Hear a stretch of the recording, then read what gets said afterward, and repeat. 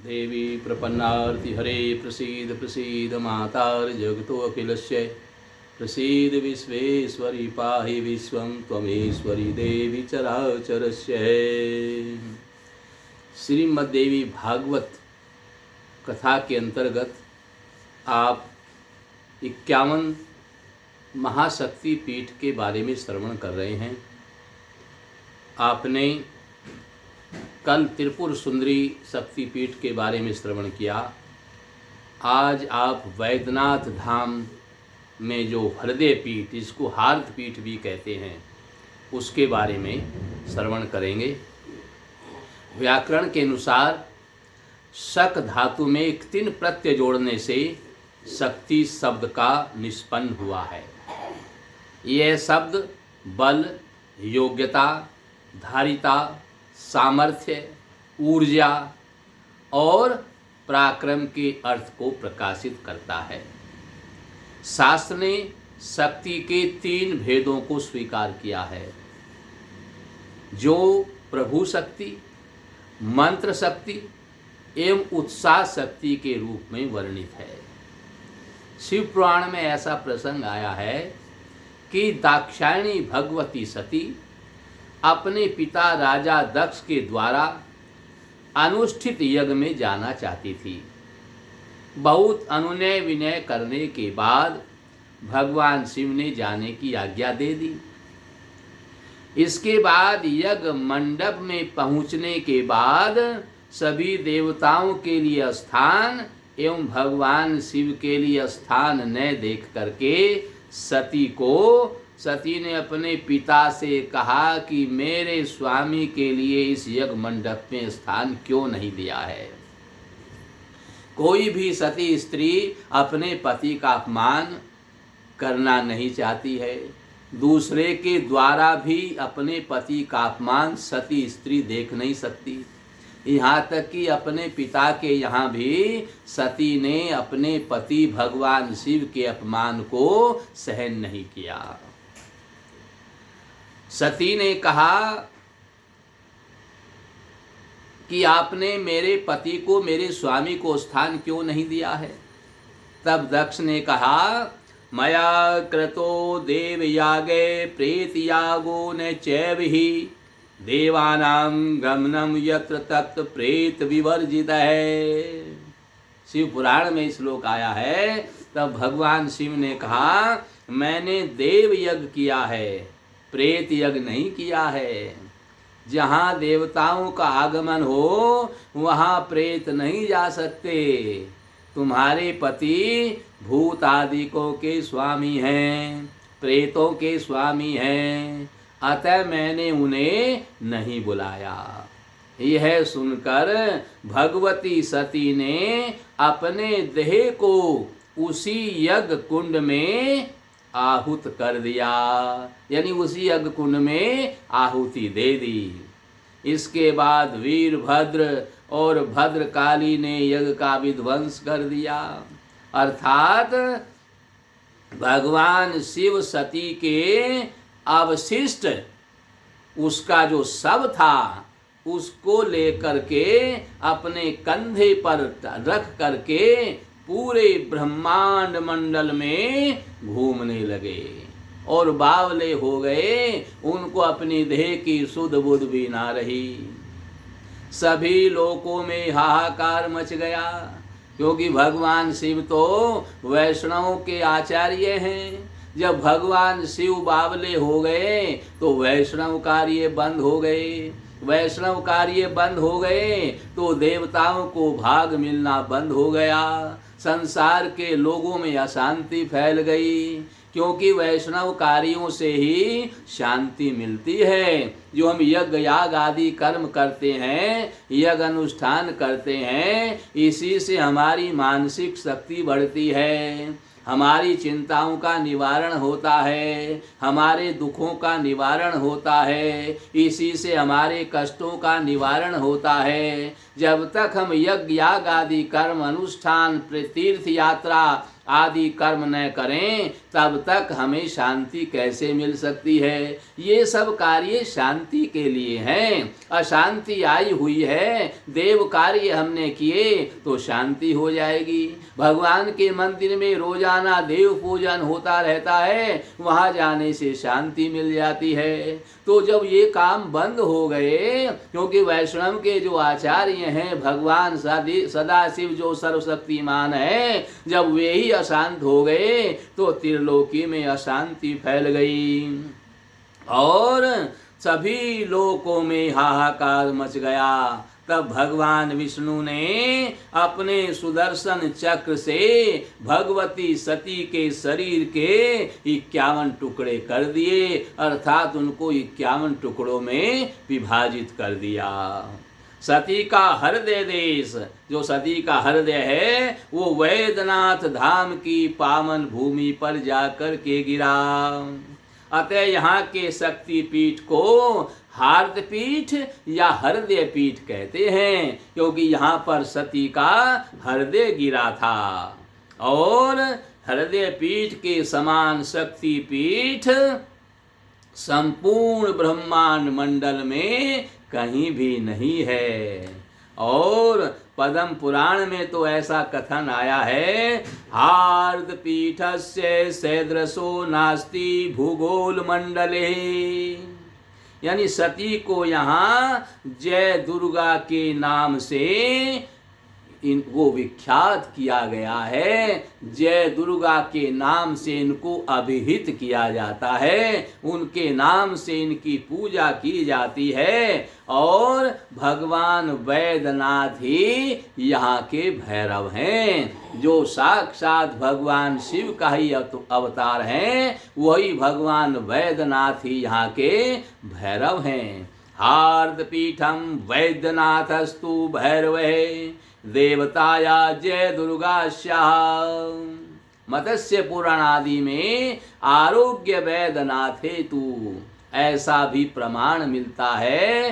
देवी भागवत महापुराण में बगुलामुखी का सर्वोत्कृष्ट स्थान वैद्यनाथ धाम में बताया गया है, तथा यहाँ की शक्ति को आरोग्या नाम से अभिहित किया गया है। यहाँ पर माँ भगवती की पूजा अर्चना करने से सभी प्रकार के असाध्य रोग मिट जाते हैं। यहाँ पर आपने माँ भगवती की पूजा अर्चना की है, माँ भगवती का दर्शन करने मात्र से ही आपके सारे कष्ट दूर हो जाते हैं। आपके शरीर में कोई पीड़ा, कोई कष्ट नहीं रहती है। जो बड़े बड़े इलाज करा करके थक चुके हैं, कहीं भी उनको इलाज नहीं हुआ है, उनका रोग शांत नहीं हुआ है, ऐसे असाध्य रोगों की शांति के लिए माँ भगवती हार्द पीठ वैद्यनाथ धाम में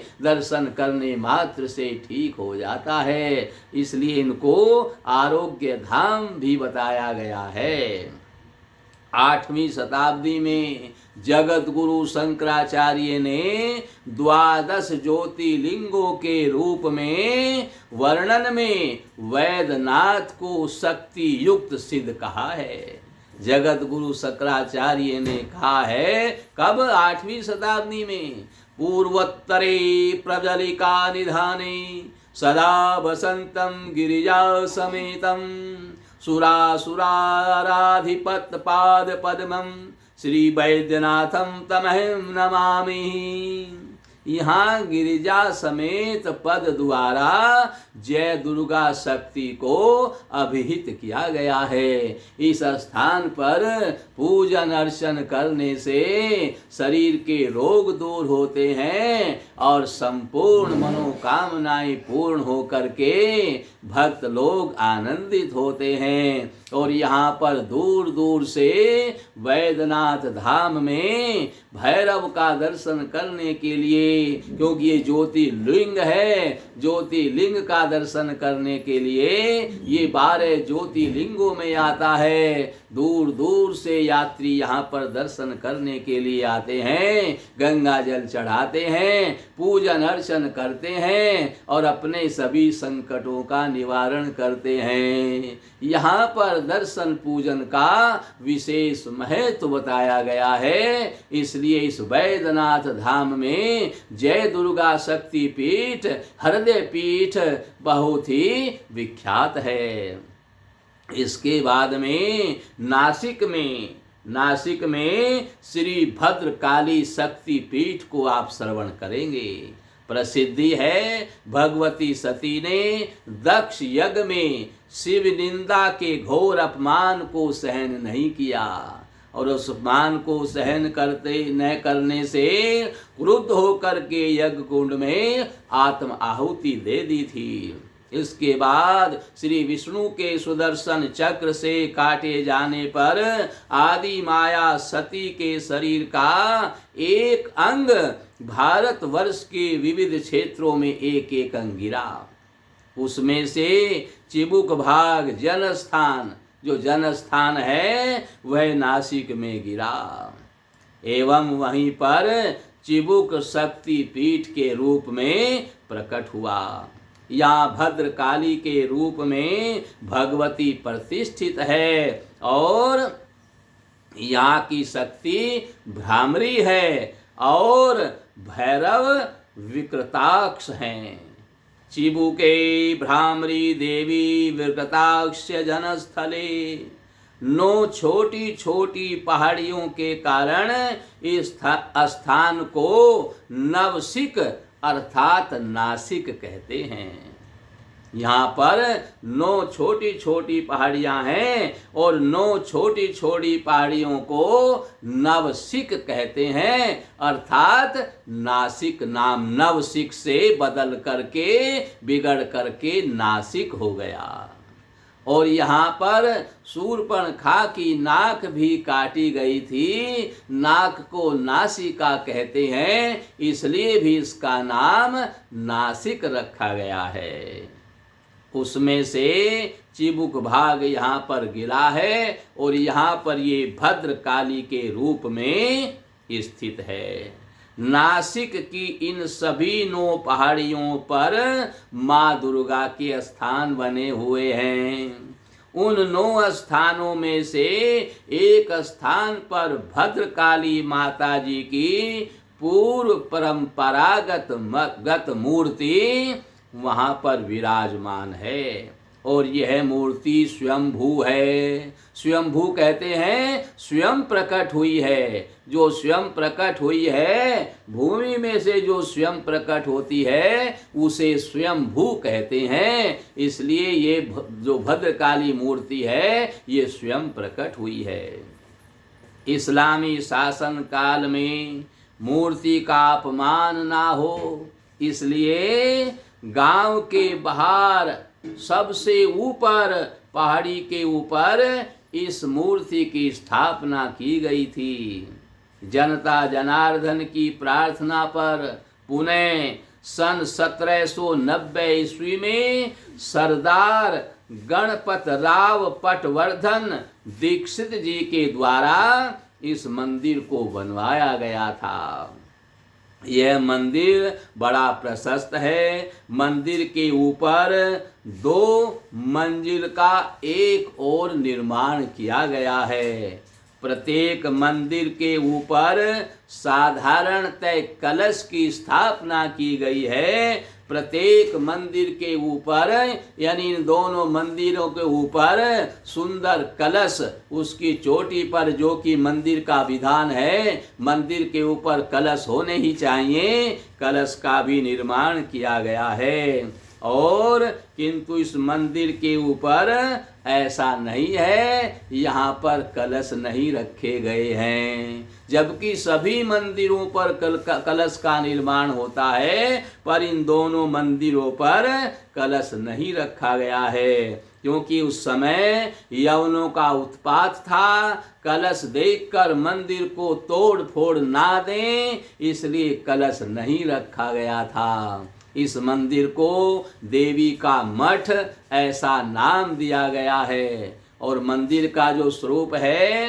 पंच धातु की भद्रकाली की यह मूर्ति 15 इंच ऊंची है। इनके 18 हाथों में अनेक प्रकार के आयुध हैं। मूर्ति अत्यंत आकर्षक है। इनके दर्शन, स्मरण और पूजन से भक्त जनों के मनोरथ पूर्ण होते हैं। भक्त जो भी इच्छा अपनी मांगते हैं माँ भद्रकाली से, वो उनकी इच्छा तत्काल पूर्ण हो जाती है और वह प्रसन्न होकर के बार बार माँ भद्रकाली के दर्शन करने के लिए समय समय पर आता रहता है। प्रसन्न वदना भगवती के दर्शन से भक्तगण कृतकृत्य हो जाते हैं। यहाँ पर मंदिर की ओर से ही प्राच्य विद्यापीठ की स्थापना की गई है। एक प्राच्य विद्यापीठ इस मंदिर की ओर से ही बनवाया गया है, जो बड़ा ही भव्य है और जहाँ प्राचीन गुरु परंपरा से वेद वेदांग आदि विविध विद्याओं का अध्ययन अध्यापन किया जाता है। यहाँ वेद पढ़ाए जाते हैं। वेद वेदांग की भरपूर शिक्षा यहाँ पर विद्यार्थियों को दी जाती है और भी अनेक प्रकार के अध्ययनों की यहाँ पर व्यवस्था की गई है। और छात्र मंदिर के आसपास के ब्राह्मणों के घर जाकर मधुकरी मांग करके लाते हैं। उसका ही नैवेद्य भगवती को अर्पित किया जाता है। माता जी की त्रिकाल पूजा होती है और इस प्रकार से ये सारी व्यवस्था वहाँ जो विद्यार्थी गण रहते हैं उन्हीं के द्वारा की जाती है। यहाँ माता जी का भोग जो विद्यार्थी मधुकरी गांव से के ब्राह्मणों से मांग करके लाते हैं, उसी के द्वारा माता का भोग लगाया जाता है और उसी के द्वारा माता की पूजा की जाती है। मंदिर के आसपास में ब्राह्मणों के 350 घर हैं। यहाँ जो मंदिर बना हुआ है, इस भद्रकाली मंदिर के आसपास ब्राह्मणों के 350 घर हैं, 350 घर हैं। उन्हीं ब्राह्मणों के घर से क्रम के अनुसार पूजा अर्चना, नैवेद्य और देवी पाठ, नंदीप आदि के लिए सामग्री संग्रहित होती रहती है।